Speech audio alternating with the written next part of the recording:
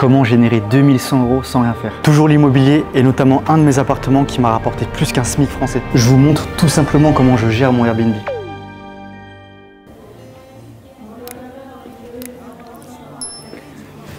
Comment ça va les amis? J'espère que vous allez bien, que vous êtes en forme. Moi ça va super.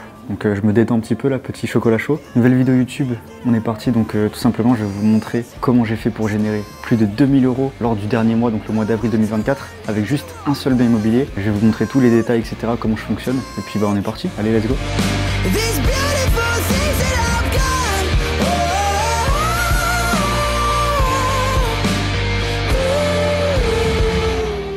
Bon, comme d'habitude, n'oubliez pas le like, le commentaire et l'abonnement, ça me ferait vraiment chaud au cœur. Et on est parti tout de suite dans le vif du sujet. Donc, comme vous avez pu voir dans le titre, le mois d'avril 2024, il a été très fructueux, notamment grâce à mon Airbnb que vous connaissez à peu près tous. Donc, concrètement, qu'est-ce qu'on a généré? On a généré plus de 2100 € juste avec cet appartement, donc c'est quand même très intéressant en termes de résultats. Si je vous montre de suite, là, je suis sur l'application Airbnb. Comme vous pouvez le voir, il y a la rubrique des revenus, donc on est à 2024 € pour le mois d'avril. Donc, c'est super intéressant. Ça, c'est grâce à toutes les locations que j'ai eues de par tous les voyageurs qui sont venus en avril. Et on n'oublie pas qu'il y a toujours un box qui est lié à cet appartement. Le box, il est loué aussi 100 € par mois. Donc, on est à 2124 €. C'est plutôt intéressant. Donc voilà, résultat très intéressant, très prometteur pour la suite. Si je vous montre également le calendrier, en avril 2024, ça a été assez réservé pas mal de fois.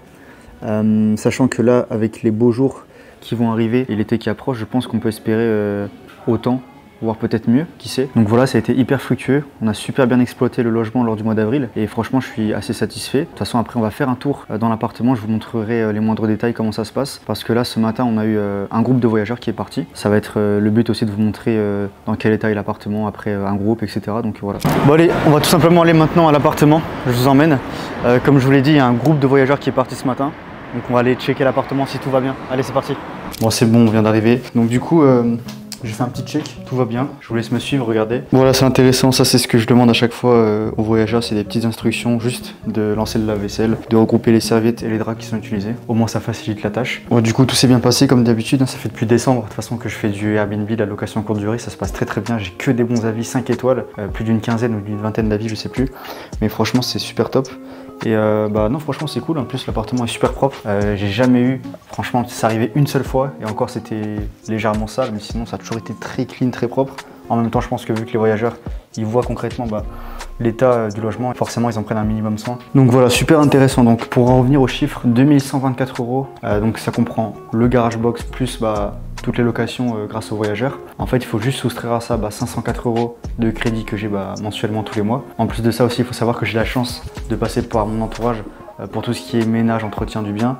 Et en fait, pour tout vous dire, c'est aussi ma résidence principale. Donc en fait, quand il n'y a pas de réservation, là par exemple, j'ai un trou pendant 3-4 jours, j'ai pas de réservation. J'habite dedans en fait. Et une fois qu'il y a des réservations, je bouge un petit peu. C'est ça qui est pratique. Mais voilà, je fais également du coup à titre personnel un peu de ménage et du nettoyage en fait quand j'ai le temps et quand je peux.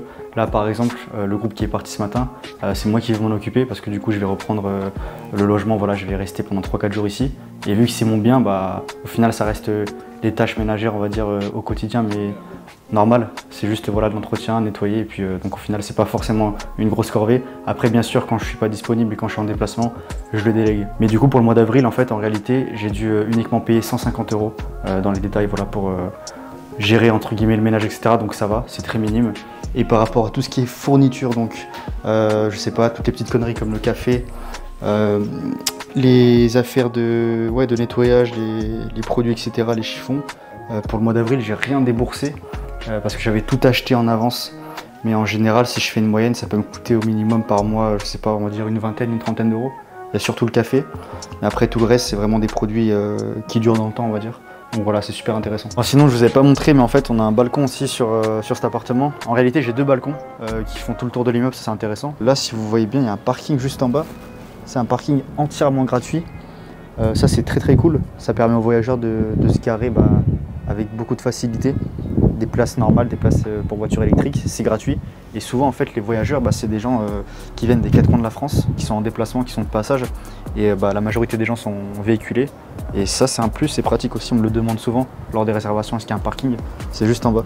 Donc franchement c'est cool. Ce qui est très intéressant aussi c'est que depuis décembre en fait sur l'application, sur la plateforme Airbnb, j'ai eu quand même pas mal de locations courte durée, pas mal de très bonnes notes, j'ai eu que ça même. Et en fait ça m'a permis d'acquérir le statut de super hôte. Et ça c'est super pratique parce que du coup On bénéficie d'un support 24 heures sur 24, je crois 7 jours sur 7, c'est assez rapide. Si on a besoin de discuter avec une personne de Airbnb pour tout type de problème ou pour une question ou quoi que ce soit. Et en vrai, franchement, ça c'est top. Et ça permet aussi plein de choses, de référencer mon annonce encore mieux sur les pages de recherche, etc. Il y a plein de petites choses comme ça. Et franchement, ouais, Airbnb, je valide. J'ai pas encore testé Booking, j'ai pas encore mis le lien sur Booking, mais peut-être, je pense, le rajouter. On sait jamais, ça pourrait faire des réservations en plus. Là, j'ai également un petit placard, c'est super pratique parce qu'en fait, je le condamne quand il y a des voyageurs. Et là-dedans, je stocke tout ce qui est affaires, produits de ménage, etc. Enfin, les affaires en stock, etc. Du linge que je mets rarement. Enfin, c'est super pratique d'avoir ça. Et franchement, ouais, j'aime bien ce logement. Je l'optimise à fond. Franchement, j'en suis très content. Ça fait même pas un an encore que je l'ai. Mais voilà, c'est très agréable. Et les chiffres, franchement, ça fait plaisir. Bon, du coup, on récap, 2024,40 €. Ça, c'est les revenus de Airbnb. Donc si je prends la calculette, 2024,40. À ça, on enlève bien sûr les 504 € de crédit. On enlève également les 150 € que j'ai dû payer pour le mois d'avril pour la gestion du ménage, etc. Donc c'est uniquement ce que j'ai dû payer pour le mois d'avril, je vous rappelle. Et du coup, on arrive à un total de 1370,40 €. On rajoute bien sûr les 100 € du garage, du box. On a 1470 € en net pour le mois d'avril, je précise.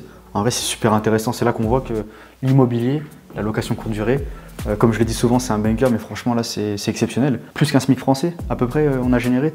Donc franchement ça fait vraiment plaisir. Comme je l'ai dit, il y a les beaux jours qui vont arriver, l'été, etc. Donc je pense qu'on peut espérer ces chiffres-là, voire peut-être plus. En vrai c'est super intéressant d'exploiter un bien immobilier de cette taille parce que voilà, on est sur un grand appartement quand même de 90 mètres carrés à peu près. Et c'est super intéressant de faire ça. Comme je vous l'ai dit assez souvent, si je le louais vraiment à une famille lambda, je peux espérer uniquement 900 € à peu près de loyer mensuel. Donc là, on voit vraiment que le Airbnb, ça fait vraiment la différence. Je peux profiter du logement, je peux être ici quand il n'y a pas de réservation et c'est très agréable. Bon, c'est la fin de cette vidéo, j'espère que ça vous aura plu. Si c'est le cas, comme d'habitude, n'oubliez pas, like, commentaire, abonnement, ça me ferait vraiment plaisir. Et puis je vous dis à très bientôt pour des prochaines vidéos sur la chaîne. Ça va être vraiment lourd comme d'habitude, restez connectés, restez à l'affût. Prenez soin de vous, passez une excellente journée ou une excellente soirée. Je vous dis à très bientôt sur la chaîne. C'était Philippe, à très bientôt.